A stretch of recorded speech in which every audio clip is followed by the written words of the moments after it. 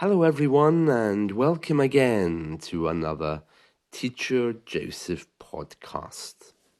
Imagine that you walk into a crowded room and there's someone speaking very eloquently about a topic you like.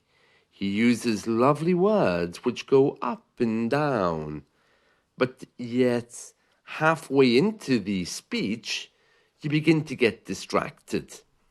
It's a topic that you like, but not that much. It might be work-related.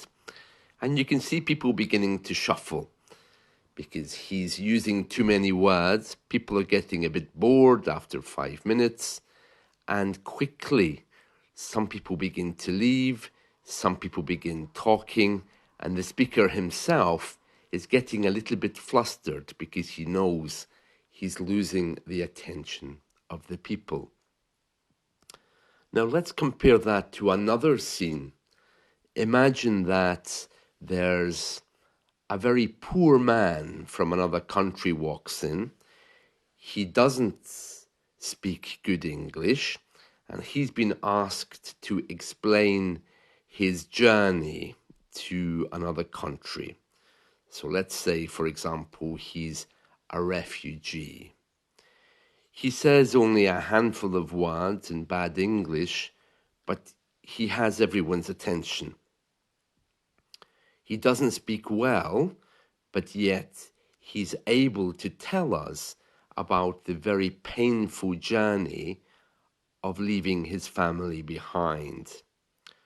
People are hooked on every word he says, and after 5 minutes or 10 minutes, he's finished, everyone's applauding him, and people want him to speak more.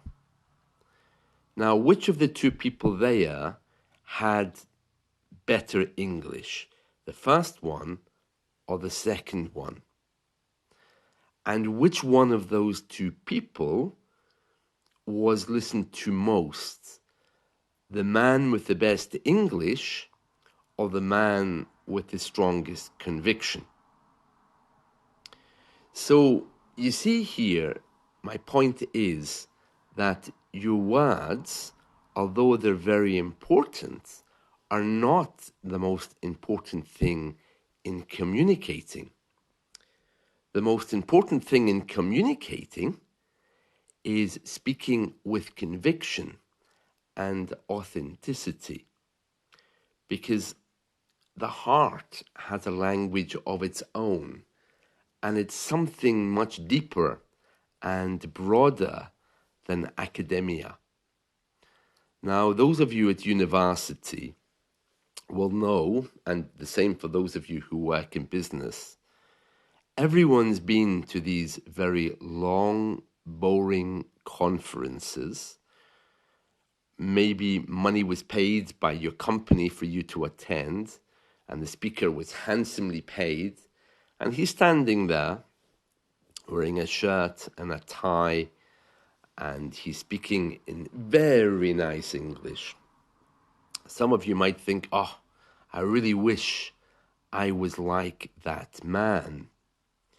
But yet in my example earlier, he wasn't the one who was most popular. Why is that? Well, the second one was much more convincing and relevant. It wasn't just another non-practical theoretical speech. It was about life.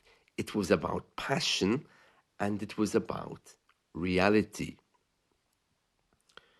Now, why am I telling you all of this?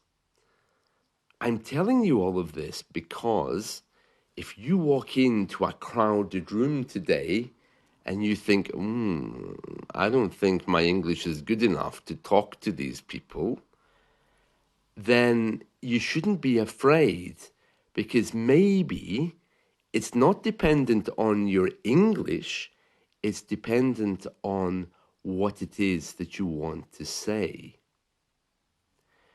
You know, some cultures are really in touch with reality, and that's what I love about them. But here in the West, sadly, many of us well, we do jobs that we don't really like or we've learned to like, but don't really have any relevance in our world or in the outside world. And then, we go home at night, we're inundated with work and Excel spreadsheets, and we think, you know what? This is really good, but it's not very fulfilling.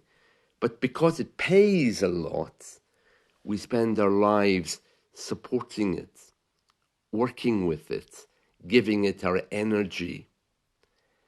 But yet, if we reverse that and we look at something that we love, we come at it with such passion and energy that automatically people tap into that energy and connect with us. So, getting back to this crowded room that you walk into, those of you who really want to make an impression and want to be heard shouldn't be worrying too much about your English, but should just confidently speak. Now, I'm not saying that you should stop learning and do that, but when you do that even once, it helps you with your confidence level, first of all, but you'll soon find that you'll have more opportunities to practice with other people because they'll sense that you're speaking with authenticity. These days, all of us are going through the internet, listening to speeches, often about things which are really just not important.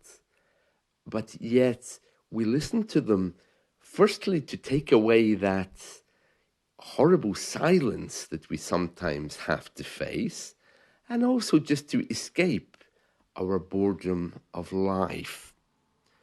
But what if we were to speak with authenticity, even in our own language? What if we could really tap into our passion and let others know how we feel, not only by our words, but by the way we say those words? What would that feel like? And that's really something I want you to focus on today, because it's very, very important. So, just to recap on this, what I'm saying is if you go into a crowded room, you really shouldn't be afraid to speak, because if it's something that you truly believe in, you'll have no problem expressing it. But yet, if you are just like many other speakers and you just want to say your points, then of course that's going to be twice or three times more difficult. So I would invite you today to really look at what it is that you say in a second language. And if you struggle for people to hear you, maybe there's an issue not with your English, but with your content. Because if people aren't getting very excited by your words, it might be nothing to do with your English, but it could just be that they're not seeing or sensing your passion of the thing that you truly believe in. So it's either going to be what you're saying isn't authentic, Some people go through life just, seeing the whole world as a stage and trying to say funny things, which is fine from time to time. But there's other people who really bring to the table interesting topics. As a teacher, I've learned the art of conversation. I know how to get a good conversation out of people. I ask them a question and they might tell me, "Oh, how interesting. I've never thought of that before." We all seem to be kind of numb. And even in a second language, we kind of forget how to speak. But it's not because we don't know how to, it's sometimes because the subjects we choose to talk about are so dull and boring.